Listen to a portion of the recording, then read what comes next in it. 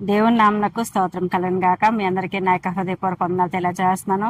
యెషయా గ్రంథం 44:3 ఇలా రాయబడి ఉన్నది, నేను దప్పిగల వాని మీదను నీళ్లను ఎండిన భూమి మీద ప్రవాహ జలములను కుమ్మరించదను అని రాస్తున్నారు.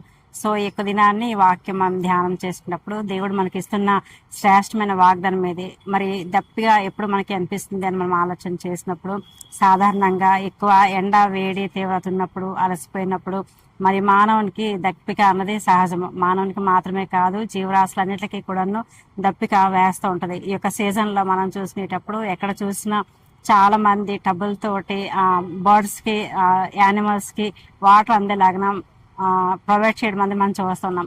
సో అలాగనే భూమి కూడాను ఎక్కువ ఎండ తీవ్రత వలన, ఎక్కువ వేడి వలన ఏం జరుగుతుందంటే వాటర్ లేకపోవడం వలన చాలా బీడుబారిపోయి బదలాసిపోయినటువంటి పరిస్థితి వస్తుంది. ఇక్కడ లేఖని భాగం మనం చూసినప్పుడు మానవునికి దేవుడు మరి దప్పిగల వాన మీద నీళ్ళను కుమ్మరిస్తారని చెప్తున్నారు, భూమికి అయితే ప్రవాహ జలములు కుమ్మరిస్తారని చెప్తున్నారు.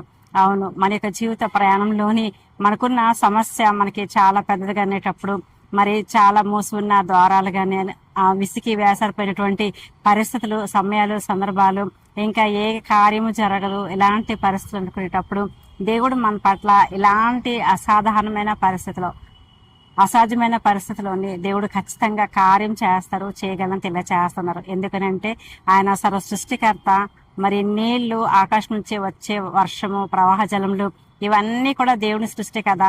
ఖచ్చితంగా మీ యొక్క జీవితంలోని ఏ మార్గము లేకపోయినప్పటికీ కూడా దేవుడు ఒక మార్గాన్ని దేవుడు సృష్టించి మిమ్మల్ని ఆస్వాదిస్తారు. God bless you.